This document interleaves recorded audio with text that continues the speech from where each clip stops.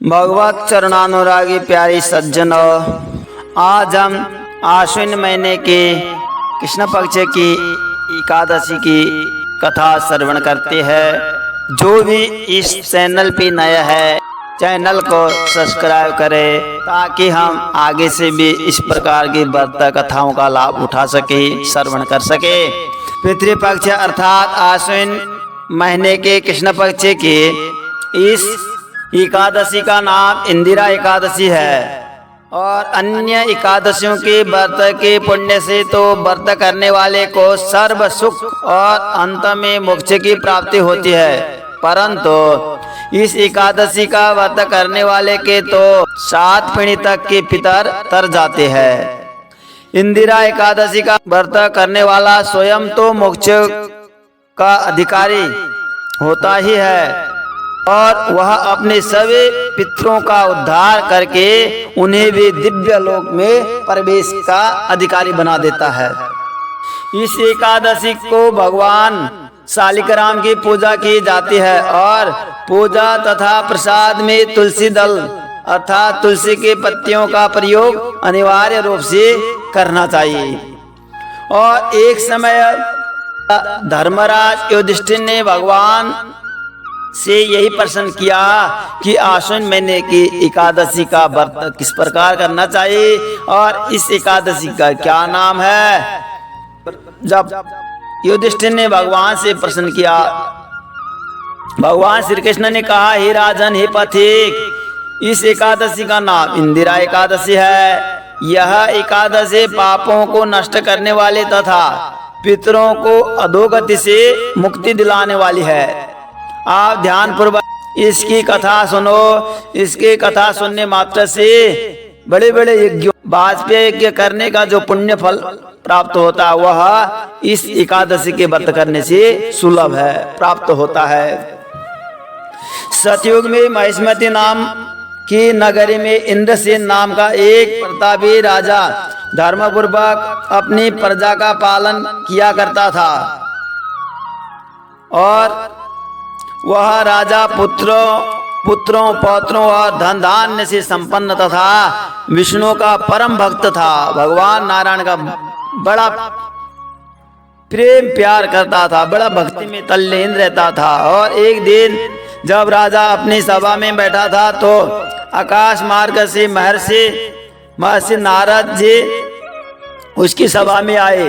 राजा उनको देखते ही हाथ जोड़कर खड़ा हुआ और साष्टांग प्रणाम किया और विधि पूर्वक आसन अर्घ्य सुख से बैठकर नारद मुनि ने राजा से पूछा, हे राजन, आपके 7 अंग कुशल पूर्वक तो है, तुम्हारी बुद्धि धर्म में और तुम्हारा मन भगवान विष्णु की भक्ति में तो रहता है। जब इस प्रकार नारद जी ने राजा से पूछा तो देवर्षि नारद की बात सुनकर राजा ने कहा, हे महर्षि, हे प्रभु, आपके कृपा से मेरे राज्य में सब कुशल है तथा मेरे यहाँ यज्ञादि कर्म सुकृत हो रहे हैं।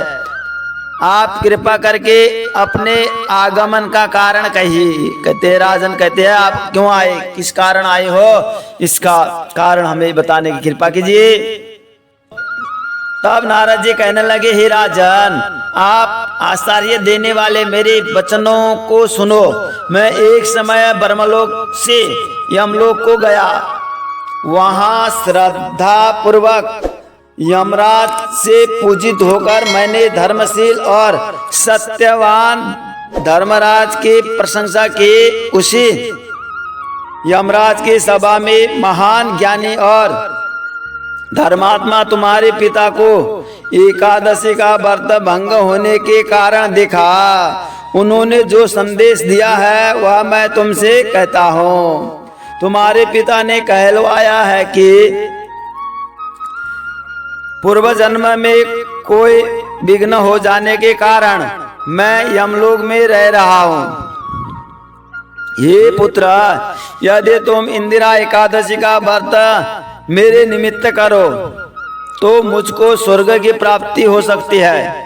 तब राजा कहने लगे, हे देवर्षि महर्षि, आप इस व्रत की विधि मुझसे कहिए। नारद जी बोले, हे राजन, आश्विन महीने के कृष्ण पक्ष के दशमी के दिन प्रातःकाल श्रद्धा सही स्नान करना चाहिए। इसके पश्चात दोपहर को भी स्नान करना चाहिए। उस समय जल से निकलकर श्रद्धा पूर्वक पितरों का श्राद्ध करे और एक समय भोजन करे तथा रात्रि को पृथ्वी पर शयन करे। जिसने एकादशी का व्रत रखना है तो दशमी से व्रत की तैयारी करनी पड़ती है, सारा इसमें बता रहे हैं। दूसरे दिन अर्थात एकादशी के दिन प्रातःकाल दत्तोन करे और स्नान करे। उसके पश्चात भक्ति पूर्वक व्रत का संकल्प करे। संकल्प करते समय भगवान से श्रद्धा पूर्वक कहे, हे प्रभु, मैं आज निराहार रहूंगा और समस्त भोगों का त्याग कर कल भोजन करूंगा। हे भगवान, आप मेरी रक्षा करने वाले हैं, आप मेरे व्रत को पूर्ण करें। इस प्रकार आचरण करके दोपहर को शालिग्राम की मूर्ति के आगे फल फूल रखकर उनकी पूजा करें। शाम को भगवान विष्णु के धूप दीप नैवेद्य आदि से पूजा करें और तथा रात्रि को जागरण करें। इसके उपरांत द्वादशी के दिन मौन होकर बंधु बांधव सहित भोजन करें। बस यही इंदिरा एकादशी के व्रत की विधि है। हे राजन, यदि तुम भक्ति भाव से इस एकादशी के व्रत को करोगे तो तुम्हारे पिता अवश्य ही स्वर्ग को प्राप्त होंगे। देवर्षि नारद राजा को यह उपदेश देकर अंतर ध्यान हो गए। राजा ने इंदिरा एकादशी के आने पर बंधु बांधवों और दरबारियों सहित इस व्रत को किया। व्रत के प्रभाव से आकाश से पुष्प की वर्षा हुई और राजा का पिता यमलोक से गरुड़ पर चढ़कर स्वर्ग को गया। राजा इंद्रसेन भी इसके व्रत के प्रभाव से इस लोक में समस्त सुख भोग कर अंत में स्वर्गलोक को प्राप्त हुई।